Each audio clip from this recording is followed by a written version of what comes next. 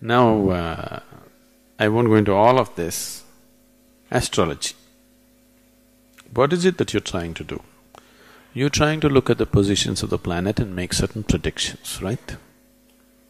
I want you to understand, most of the time, people who make good predictions are people who, tell you about the past very clearly, or some people tell you tomorrow what's going to happen very clearly. They're not doing it looking at the planets, they're doing it looking at you. A certain intuitiveness is there in a certain person, he says. Instead of teaching this yoga, if I sit in Chennai and just predict people's future, I will tell you in the next 10 years exactly what will happen in your life. Within 3 days, I will have a reputation that half the Chennai will be standing in queue. Very easily I can do that. But in the yoga center also there are people who have been into so much sadhana, they can do such things. If they ever do such things, I will finish them. We won't let them go on with that nonsense. We'll immediately chuck them out of the place. Because by predicting somebody's future, you don't alter the quality of his life in any way. You don't bring any kind of true well-being. It is just, you're getting him into more and more ignorance, isn't it? Now if you have the power to know your tomorrow, you will only become more ignorant, more egoistic, more stupid, more harmful. You go by the normal rules, it's okay, you don't have to know what's tomorrow.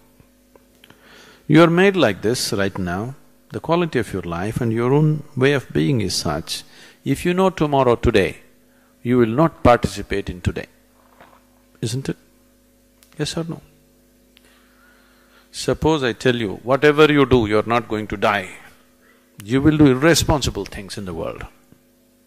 Or if I tell you tomorrow morning anyway you will die, now you won't participate in today, isn't it? So, you should not know the future. It's not necessary for you to know the future. Can somebody predict? Yes, sometimes. But that's not 100%. It's never 100%. Every object has a certain influence on you. See, right now this vessel, because of its shape and its material, it has a certain influence. It has a certain vibration emanating from it. If I allow this vessel to influence me, I keep him next to me because he's quite a good friend. I'm not keeping a plastic pot because I don't like the things that he says. I keep this one because, he's saying pleasant things. I am always in good company, please see. But now if I allow this vessel to influence me too much, slowly I will become like a vessel. This will happen to you. Many people have become like vessels, isn't it? Haven't they? They will let things influence them so deeply, they will become like that. No, I won't let this copper vessel to influence me. But being in my company, he is so influenced. You will see, you take another copper vessel, you give me anything. Right now you give me any object. Just give it to me for 20 seconds. I'll hold it in my hand and give it back to you. It will be different. If you're sensitive, you can feel it is distinctly different. So, the question is just this, will you allow objects to influence you or will you influence the objects? Something else. The planets definitely are large objects, so they have certain vibrations, they have some influences on everything around them. If they're close to this planet, yes. Do you know, on Paurnami and Amavasya days, full moon day and new moon day days, people who are little mentally disturbed or imbalanced become much more imbalanced. Yes? Even the ocean is going crazy, isn't it? Do you all go crazy? Twice a month?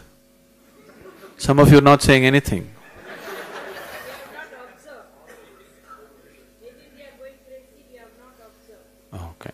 Twice a month if you're going crazy, you would have absorbed. Anyway, please ask your family, they will tell you. Now, compared to that person who has an imbalanced mind, you are much more stable, much more established. Wherever the moon goes, you don't go crazy. If you're much more established, wherever any planet goes, you don't go crazy, that's all. The purpose of your life, the destiny of your life is fixed by you and nothing else but you. Yes, everything has an influence, but what you make out of that influence is still yours, isn't it?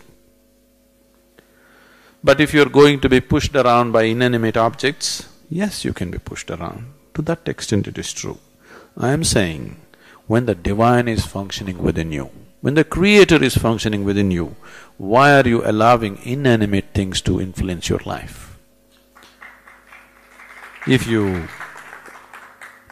allow this dimension to flower in you, you will see life happens fantastic. Let the stars go anywhere, let the planets go anywhere, you will go only where you want to go. You want to go where you want to go? Or you want to be pushed around by inanimate objects? You must decide that. Now, they're writing it in horoscope and giving it to you how you're going to live. Please tell me, if there is an intelligent person in this room, can you predict what he will do the next moment? He may do something that nobody has ever done, isn't it? If there is a fool here, if you look at him, you can say, okay, this is how you will live. If they have to write it on paper and give you that this is the way you will live, what to do? That means you're refusing to use your intelligence, isn't it?